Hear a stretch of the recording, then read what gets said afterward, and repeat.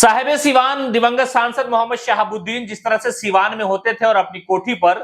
जमावड़ा लगता था, लोग सुबह सुबह फरियाद लेकर के आते थे, साहिब सीवान के साथ फोटो लिया, फरियाद सुनाई और वहां से निकल जाते थे। अब उसी तरह का अंदाज जो है वो ओसामा शहाब का नजर आ रहा है। जब से 80 दिन बाद वो जेल से छूट करके सीवान पहुंचे, लोगों ने देखा कि जब वो कारागार से उनका काफिला जा रहा था, लोगों की बड़ी संख्या वहां पर जमा हो गई और ओसामा शहाब जिंदाबाद, शहाबुद्दीन साहब अमर रहे, हिना मैडम जिंदाबाद के नारे लगाए गए। उसके थोड़ी देर के बाद ओसामा साहब गाड़ी से उतर जाते हैं और लोगों के काफिले के साथ वो पैदल चलते हुए अपने आवास की तरफ पहुंच जाते हैं। लेकिन आवास पे पहुंचने के बाद लोगों को उन्होंने जो धन्यवाद दिया और कहा कि आपने हमारे साथ हमेशा खड़े रहने का जो वादा किया था, उस वादा को आपने पूरा किया। उसके बाद की तस्वीर हम आपको बता रहे हैं कि दरअसल ओसामा साहब का दरबार रोज लगता है और लगने के बाद बड़ी संख्या में लोग वहां पहुंचते हैं। तो राजनीति में कहा जा रहा है कि ओसामा साहब पहले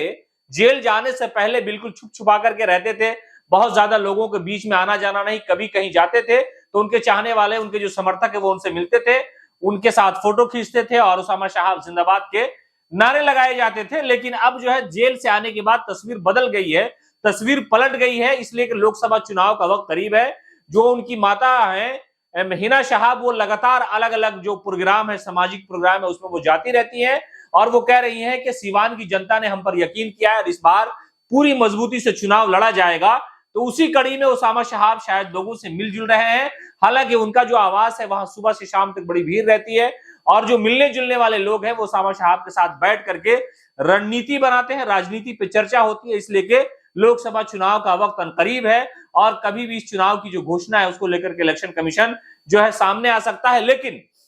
सीवान की सियासत में ओसामा साहब के जेल आने के बाद एक तरह से समझिए कि भूचाल आ चुका है और लोग जगह जगह पर अलग अलग तरह की बातें कर रहे हैं। हालांकि ओसामा साहब का जो परिवार है, उनके जो लोग हैं, समर्थक है, ओसामा साहबवादी जो है, हिना शहाब के जो समर्थक है, शुभचिंतक है, उनका कहना है कि सीवान में इस बार हिना शहाब की जीत तय होगी। पार्टी कोई हो नहीं हो, सिंबल कोई भी मिले, उससे फर्क नहीं पड़ता है। लेकिन एक दूसरी तस्वीर हम आपको दिखाना चाह रहे हैं कि जो दूसरे विपक्ष के लोग हैं वो इस वक्त किसी भी सियासी हलचल में वहां सीवान में शामिल नहीं है। अगर सिर्फ और सिर्फ नजर आ रहा है तो ओसामा साहब का परिवार नजर आ रहा है। जेल से छूटने के बाद जो उनकी सियासी हलचल है, सियासी सरगर्मी है, वो बिल्कुल समझिए कि सामने है और लोग उनसे मिलने जा रहे हैं बड़ी संख्या में। जब जेल से आए तब भी लोग उनके साथ खड़े हुए थे और अब जबकि वो जेल से निकल करके बाहर आ चुके हैं, उसके बाद देखिए तस्वीरें कि लोग किस तरह से ओसामा साहब से मिलने के लिए सुबह सवेरे उनके आवास पे पहुंच जाते हैं, वहां बैठते हैं,